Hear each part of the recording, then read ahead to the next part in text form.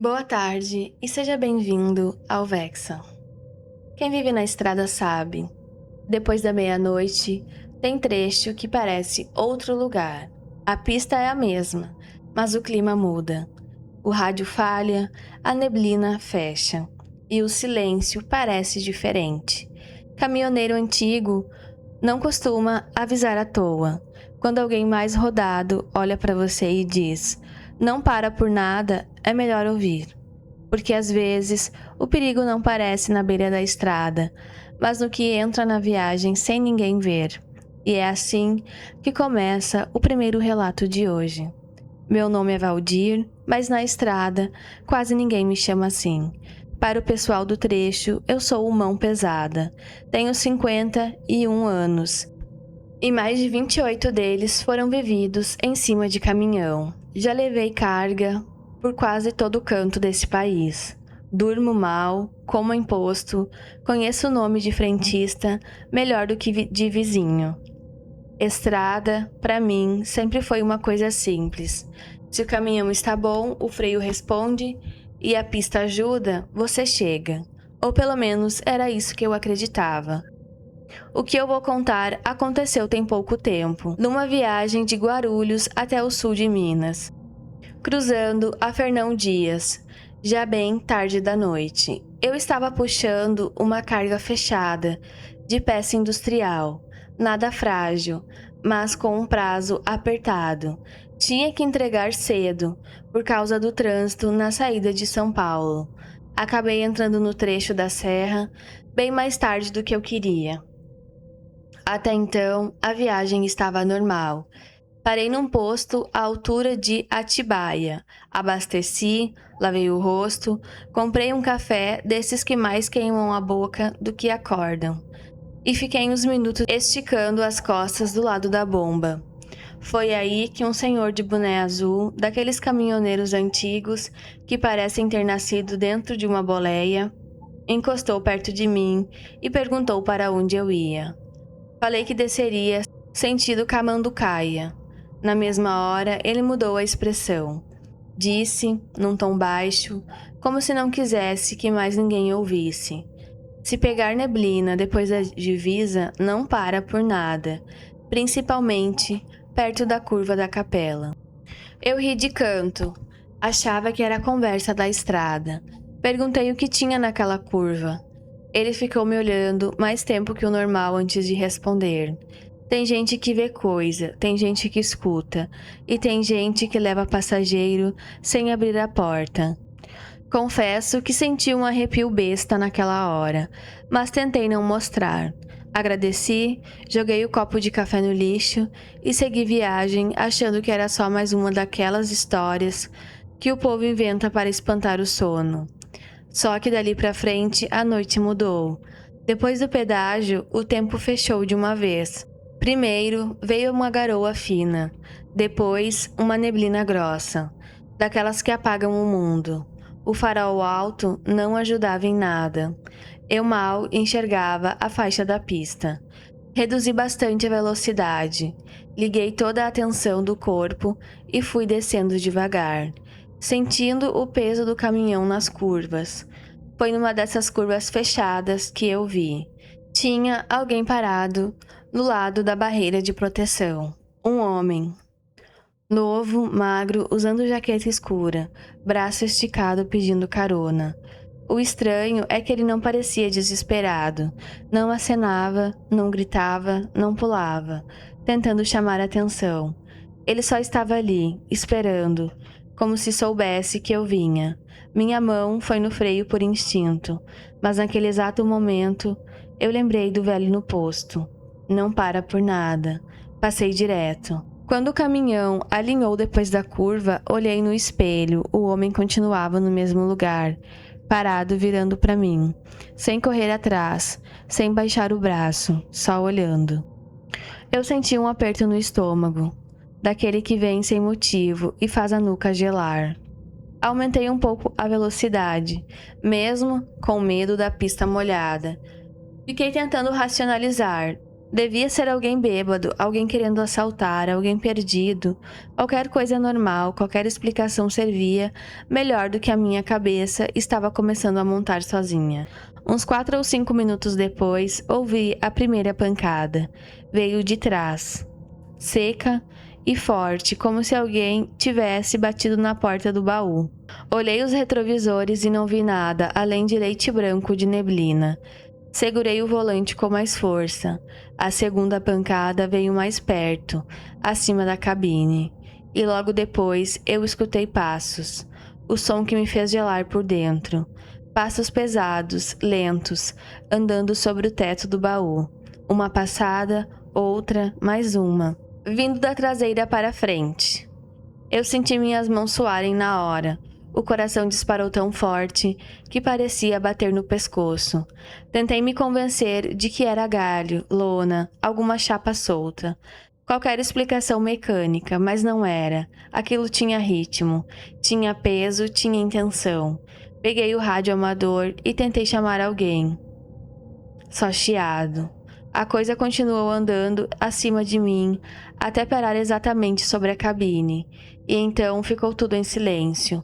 Um silêncio tão estranho que eu conseguia ouvir minha própria respiração falhando.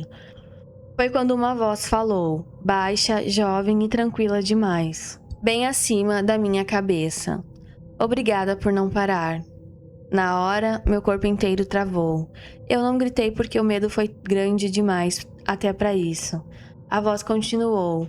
Se você tivesse parado, eu entrava pela porta, mas assim foi mais fácil. Eu não sei explicar o que senti naquele momento. Não era só medo. Era uma sensação horrível de invasão, como se alguma coisa tivesse atravessado o limite do meu mundo sem pedir licença. Eu comecei a rezar sem perceber, falando pedaços de orações embolados, enquanto mantia os olhos grudados na pista. A voz ainda falou mais uma vez. Só continua, eu já estou quase chegando. Eu não perguntei onde, não tive coragem. Pisei um pouco mais dentro do que a estrada deixava e segui sem olhar para cima, sem parar, sem desligar o caminhão por nada. Depois de alguns minutos, os passos voltaram, só que agora iam na direção contrária da cabine, para o fim do baú. Foram se afastando devagar, até sumirem. Quando finalmente saí da neblina e alcancei um trecho mais iluminado, parei num posto já com as pernas moles.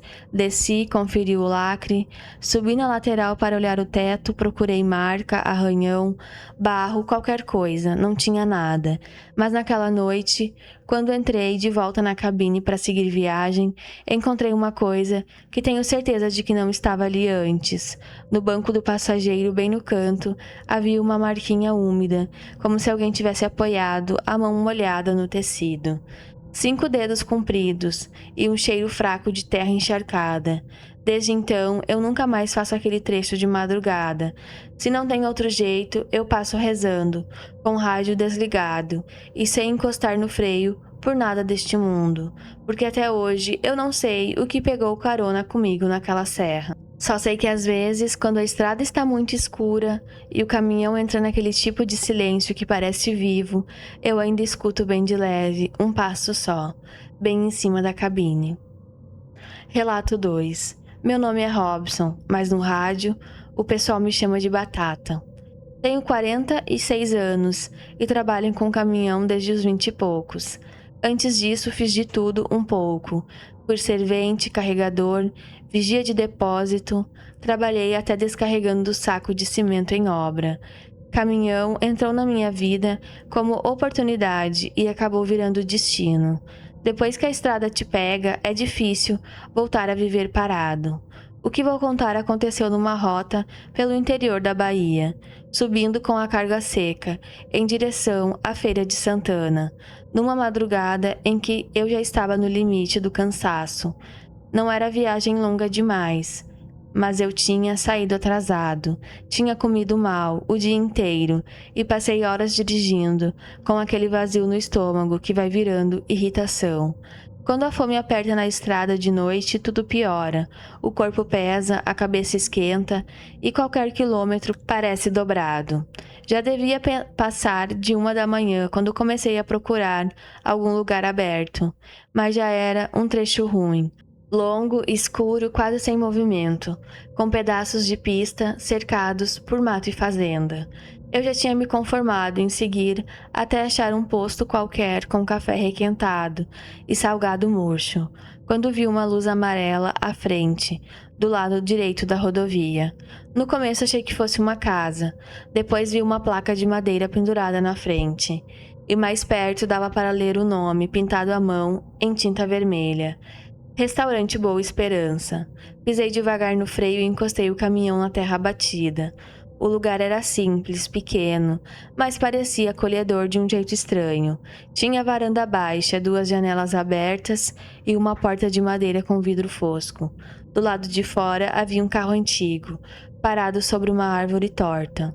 Pela janela dava para ver as toalhas de mesa xadrez, garrafas térmicas no balcão e um ventilador de teto girando devagar.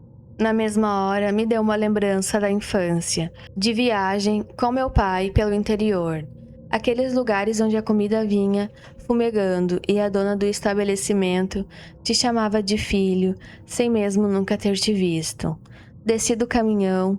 Assim que abri a porta do restaurante, um sininho tocou lá em cima. Lá dentro estava quente, mas não abafado. Tinha cheiro de comida boa, de panela no fogo, de café passando na hora. 2 mesas estavam vazias. Numa outra, perto do canto, um homem de chapéu comia calado, sem nem levantar a cabeça. Sentei perto da janela e nem precisei chamar ninguém. Uma senhora saiu da cozinha, enxugando as mãos num pano. Devia ter uns 50 e tantos anos, rosto redondo, cabelo preso e expressão tranquila. Não tinha nada nela que se chamasse atenção de forma sobrenatural. Era o tipo de mulher que fazia você relaxar só de ouvir a voz. "Boa noite, meu filho. Você vai querer jantar?" E perguntei o que ainda tinha àquela hora. Ela sorriu e respondeu com naturalidade que até hoje eu lembro. "Tem arroz, feijão tropeiro, carne acebolada e café fresco. Se estiver com muita fome, eu capricho." Aquilo me desmontou. Era exatamente o tipo de comida que eu queria ouvir. Pedi o prato e um café forte. Enquanto ela voltava para a cozinha, fiquei olhando o lugar. Tudo parecia velho, mas conservado. O ventilador fazia um barulho leve. Tinha um rádio pequeno, desligado, em cima de uma prateleira. Na parede, um calendário antigo e uma imagem de Nossa Senhora, preso por fita adesiva. Era um ambiente simples, demais para causar medo. Na verdade, dava paz. A comida veio rápido, e eu não estou exagerando quando digo que foi uma das melhores refeições que eu já fiz na estrada. Arroz soltinho, feijão bem temperado, carne macia, cebola dourada, farofa ainda quente. O café veio numa caneca grossa, escuro e cheiroso. Comi devagar, quase em silêncio, sentindo o corpo inteiro agradecer.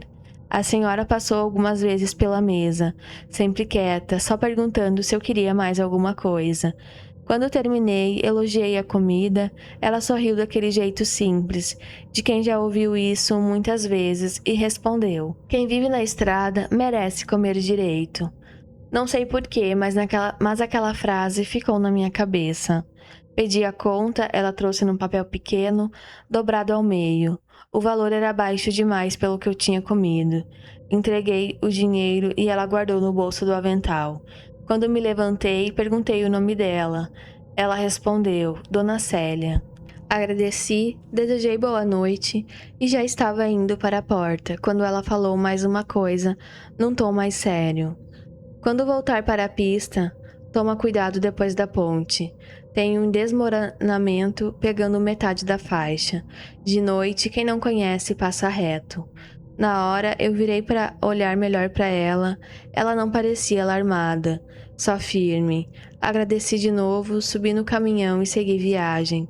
Menos de 20 minutos depois, encontrei exatamente o que ela tinha descrito. Logo após, uma ponte estreita. A pista estava parcialmente comida na lateral, como se a terra tivesse cedido, sem iluminação, sem sinalização decente, quase invisível naquela hora. Se eu viesse mais embalado, tinha acertado em cheio. Joguei o caminhão para a esquerda a tempo e passei com o coração acelerado. Pensei comigo, ainda bem que parei naquele restaurante. No dia seguinte, depois da entrega, já nem lembrava mais daquilo. Estrada é assim, uma coisa atropela a outra. Só fui pensar no assunto novamente quase um mês depois, quando peguei a mesma rota. Saí tarde de novo, senti fome na mesma região e logo lembrei do Boa Esperança. Até fiquei animado, pensei em repetir a comida, tomar outro café e dar risada com Dona Célia. Comecei a prestar atenção na estrada, esperando reconhecer a árvore, a placa, a varanda, e nada. Passei do ponto que eu jurava ser certo, e não vi luz nenhuma. Reduzi, fui mais devagar, nada. Mais à frente, fiz o retorno e voltei com o farol alto, examinando cada metro do acostamento. Nada, nem casa, nem placa, nem estacionamento de terra, nem restaurante, nem árvore torta. Só mato escuro e chão seco. Aquilo me incomodou de um jeito que eu não soube explicar. Segui viagem, mas a lembrança do gosto da comida, do café e da voz da mulher estava viva demais para eu aceitar que tinha confundido o lugar. Na semana seguinte, voltei a passar ali. Dessa vez de dia, encostei no acostamento e fui olhar melhor. Onde eu tinha certeza que o restaurante estava, havia apenas um terreno vazio, tomado por mato baixo e pedaços de pedra, nada construído, nada em pé, nada sequer recente. Fiquei alguns minutos parado, olhando aquilo com um calor ruim subindo pela nuca. Mais tarde, num posto, comentei o caso com um motorista mais velho, um daqueles sujeitos que conhecem a história de cada trecho melhor do que muito morador da região. Falei da placa, da comida, da senhora chamada Célia e do aviso sobre a pista cedida. Ele não riu e não debochou, só me olhou sério demais. Depois perguntou, era da Ponte Velha? Na mesma hora, meu estômago afundou, falei que sim. Ele coçou a barba e disse, ali existia mesmo um restaurante, e faz muito tempo. Chamava Boa Esperança. Senti o sangue gelar, perguntei o que tinha acontecido, ele respondeu baixo. Pegou fogo de madrugada, coisa de uns 12 anos atrás. A dona estava sozinha, morreu lá dentro antes do socorro chegar. Eu fiquei sem fala. A única coisa que consegui perguntar, o nome dela era Dona Célia. O homem assentiu devagar. Depois completou. Tem gente que diz que de vez em quando o lugar aparece para quem roda cansado demais, principalmente para quem está com fome ou corre risco de bater naquele trecho. O restaurante não fica, só aparece e some. Eu não tive coragem de voltar lá à noite para conferir, nem precisei, porque alguns meses depois, passando pela mesma estrada de madrugada, vi por menos de 2 segundos uma luz amarela acesa no mato, do lado de fora da pista. Foi só um clarão rápido, tão rápido que dava para fingir que era imaginação. Mas junto com aquela luz, entrou pela janela mal fechada da cabine um cheiro que eu reconheceria até morto. Café passado na hora e carne na cebola. Na mesma hora eu reduzi, poucos metros adiante, depois da ponte. A pista estava novamente cheia de terra caída, por causa da chuva da semana. Se eu estivesse mais rápido, tinha me complicado bonito. Desde aquela sensação, eu nunca mais zombei de história de caminhoneiro. Porque a estrada tem assombração, sim. Só que nem toda alma perdida quer fazer mal. Algumas, pelo visto, só continuam ali no escuro para garantir que gente como nós consiga voltar vivo para casa. Relato 3. Meu nome é Jorge, mas na estrada quase todo mundo me chama de careca. Mesmo na época em que eu ainda tinha cabelo. Tinha 44 anos e já passei mais da metade da minha vida rondando pelo Brasil, com caminhão. Antes disso, trabalhei na roça com meu tio, depois fui servente, fui ajudante de depósito, até que apareceu uma vaga na transportadora, e eu nunca mais saí da boleia. Estrada muda a cabeça da gente. Quem vive nisso Aprende a se acostumar com o silêncio, com a distância e com a sensação de que o país inteiro está andando enquanto você fica preso entre um destino e outro. Só que depois do que me aconteceu, eu passei a acreditar que nem todo passageiro dessa vida ainda pertence a ela. Foi numa viagem saindo de Goiânia em direção a Minas. Já entrando na madrugada, eu levava material elétrico, carga tranquila, bem amarrada, com entrega marcada para a manhã seguinte. Saí tarde, perto das 11 da noite, porque passaram a tarde inteira enrolando o carregamento. No começo foi tudo normal, pista razoavelmente vazia, céu limpo, temperatura caindo devagar, tinha rádio, tinha café, numa garrafa, tinha disposição, era só mais uma viagem. Depois da meia-noite, o movimento sumiu de vez. Ficou aquele tipo de estrada em que você passa 10, 15 minutos sem ver farol nenhum, nem na frente nem atrás, nem vindo no sentido contrário, só o ronco do motor, o barulho dos pneus e aquela sensação estranha de que o mundo ficou grande demais. Lá por volta de 1h30, num trecho comprido e deserto, eu vi alguém caminhando na beira da pista. Não era acostamento largo. Era uma faixa estreita de terra e mato, escuro dos dois lados. Joguei a luz alta e vi melhor. Era um rapaz novo, talvez 20 e poucos anos, mochila nas costas, moletom escuro, andando no mesmo sentido que eu, sem pressa nenhuma. O jeito dele me chamou a atenção, porque não parecia perdido nem desesperado. Parecia esperando. Reduzi e encostei, baixei o vidro e perguntei se estava tudo bem.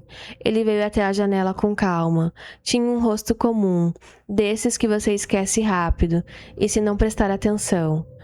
Só os olhos dele me incomodavam um pouco, porque estavam tranquilos demais para alguém sozinho naquela hora.